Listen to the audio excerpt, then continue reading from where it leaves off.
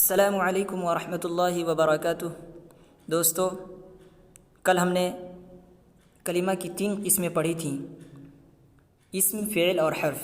اسم کہتے ہیں ناؤن کو، فعل کہتے ہیں ورب کو، اور حرف کہتے ہیں پریپوزیشن کو۔ تو آج ہم ان 3 قسموں میں سے فعل کی قسمیں آج سے ہم پڑھنا شروع کر رہے ہیں، اور صرف آج ہی کے سبق میں فعل کی تمام قسمیں نہیں پڑھ پائیں گے۔ فعل کی پہلی قسم فعل ماضی کے بارے میں آج ہم پڑھیں گے۔ دوستو، فعل کہتے ہیں اس لفظ کو جو لفظ کسی خاص زمانے یا کسی خاص وقت میں کسی خاص کام کے ہونے کو بتائے۔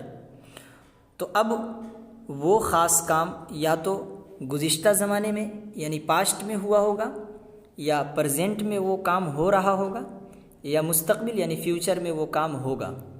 اگر وہ پاسٹ میں وہ کام ہو چکا ہوگا تو اسی فعل کو فعل ماضی کہیں گے، یا وہ کام فی الحال ہو رہا ہوگا، پریزنٹ میں ہو رہا ہوگا، تو ایسے کام کو بتانے والے الفاظ کو فعل حال کہیں گے، اور ایسے الفاظ جو خاص کام کو فعل مستقبل میں ہونے کو بتائے اس کو فعل مستقبل کہتے ہیں۔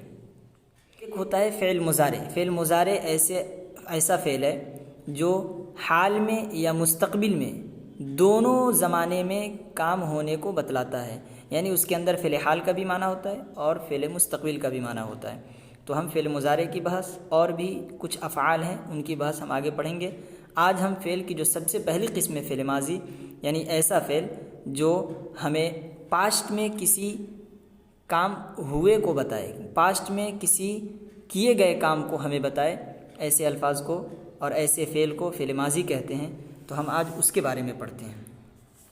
جیسے یہاں لکھا ہوا ہے، فعل ماضی وہ فعل ہے جو گزشتہ یعنی گفتگو سے پہلے کسی زمانے میں کسی کام کے ہونے کو بتائے، یعنی جس وقت وہ فعل اور جس وقت وہ لفظ کہا جا رہا ہے، اس لفظ کا کہنے والا اپنے کہنے سے پہلے اس کام کے بارے میں جانتا ہو اور اسے معلوم ہو کہ اس کے کہنے سے پہلے ہی وہ کام کیا جا چکا ہے، اور اس کے بعد اس کام کو وہ کہنے والا بتا رہا ہے، تو ایسا فعل استعمال کرے گا۔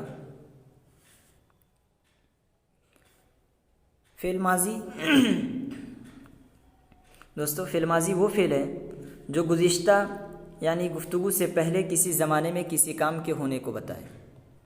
مطلب جس وقت اس فعل کا کہنے والا، اس لفظ کا کہنے والا جب کہہ رہا ہے تو اس کے کہنے سے پہلے ہی وہ کام کیا جا چکا ہے، اور ایسے کام کو جس الفاظ کے ذریعے سے بتایا جاتا ہے ان الفاظ کو فعل ماضی کہا جاتا ہے۔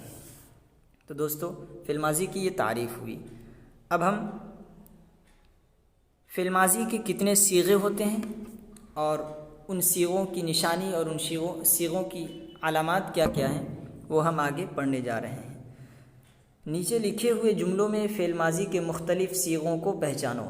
تمہیں معلوم ہوگا کہ کل 14 صیغے ہوتے ہیں، 2 متکلم اور 6 حاضر اور غائب کے لیے آتے ہیں۔ ان میں 3 صیغے مذکر کے لیے اور 3 مؤنث کے لیے ہوتے ہیں۔ ہر صیغے کے آخر میں حرف و حرکت اس کی علامتیں ہیں، ان علامتوں کو اگر تم یاد کر لو گے تو تمہیں ہر جگہ کام دیں گے۔ اس مضمون کا خلاصہ یہ ہے کہ آگے چند مثالیں ہیں، ان مثالوں میں آپ غور کیجئے گا تو جتنی بھی مثالیں ہیں، مثلا یہاں 14 لفظ ہے، 14 فعل ہے، یہ 14 افعال الگ الگ انسان کے لیے اور الگ الگ فاعل کے لیے بولا جائے گا۔ یہ شریبہ، یہ پہلا لفظ ہے، یہ شریبہ اسی وقت بولا جائے گا، شریبہ کا معنی آتا ہے پینا، تو شریبہ کا لفظ اسی وقت بولا جائے گا جب پینے والا ایک شخص ہو، واحد کا مطلب ایک شخص ہو، اور پینے والا مذکر ہو یعنی میسکولین جینڈر ہو، اور غائب ہو یعنی کہنے والا یا جسے کہا جا رہا ہے ان دونوں میں سے کوئی نہ ہو بلکہ کوئی تیسرے کے بارے میں بات کی جا رہی ہو۔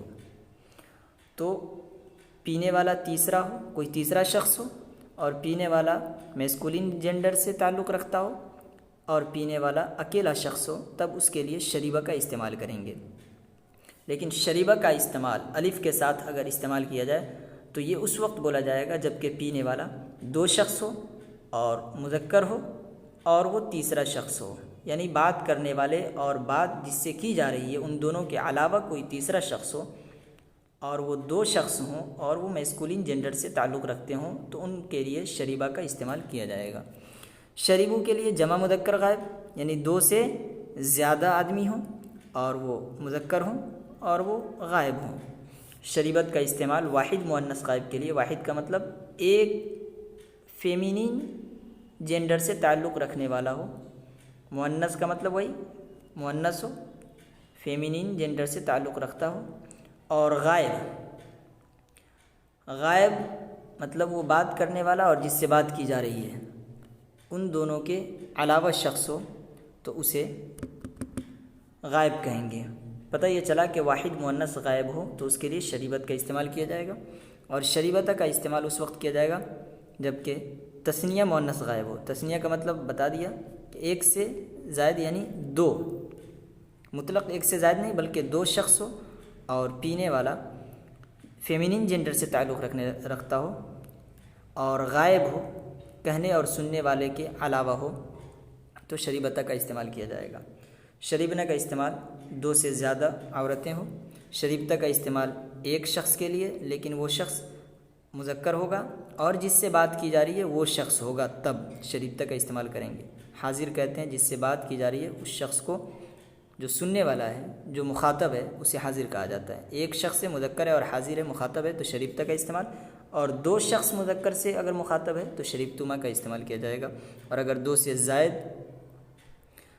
سے زائد لوگوں کو مخاطب بنایا گیا اور ان کے بارے میں خبر دی جا رہی ہے تو ان لوگوں کے لیے شریبتم استعمال کیا جائے گا، اور اگر ایک ہی شخص ہو لیکن وہ مؤنث ہو اور وہ بھی مخاطبہ ہو تو اس کے لیے شریبتی کا استعمال کیا جائے گا، اور اگر دو شخص ہوں اور تثنیہ ایک سے زائد یعنی دو عورتیں ہوں، مؤنث ہوں مطلب عورتیں ہوں، حاضر تو ان کے لیے شریبتمہ کا استعمال۔ شریبتنہ دو سے زائد عورتیں ہوں اور حاضر ہوں مطلب مخاطب ہوں تو شریبتنہ کا استعمال کیا جائے گا، اور شریبتو یہ واحد متکلم کے لیے ہے۔ اب چاہے وہ واحد متکلم کہتے ہیں جو بات کر رہا ہے، جو خود کلام کر رہا ہے، ایسے شخص کو متکلم کہیں گے، تو وہ متکلم بات کرنے والا واحد ہو، خواہ وہ مؤنث ہو یا مذکر ہو، دونوں کے لیے شریبتو کا استعمال کیا جائے گا۔ بس واحد ہونا چاہیے، خواہ وہ متکلم مذکر میں سے ہو یا مؤنث میں سے ہو،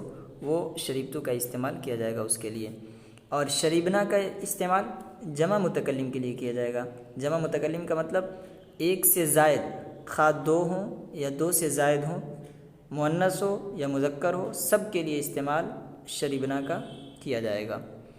ان سے پہلے جو صیغے تھے اس میں مؤنث کا، مذکر کا، واحد کا، تثنیہ کا، جمع کا الگ الگ صیغہ تھا، لیکن شریبنہ میں ایک سے زائد، خواہ دو ہو یا دو سے زائد افراد ہوں، اور خواہ مؤنث افراد ہوں یا مذکر افراد ہوں، ان سبوں کے لیے شریبنہ کا استعمال کیا جائے گا۔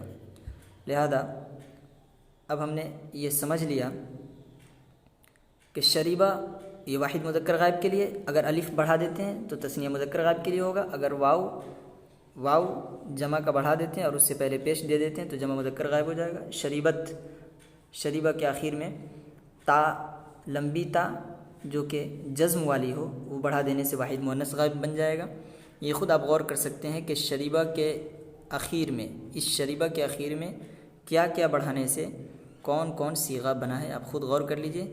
اور آج کا سبق بس اتنا ہی ہے، کل انشاءاللہ فعل ماضی کی کچھ تمرینات حل کریں گے تاکہ اور اچھی طریقے سے بات ہمیں سمجھ میں آ جائے۔ اب آپ سے رخصت کی اجازت چاہتا ہوں۔ السلام علیکم ورحمۃ اللہ وبرکاتہ۔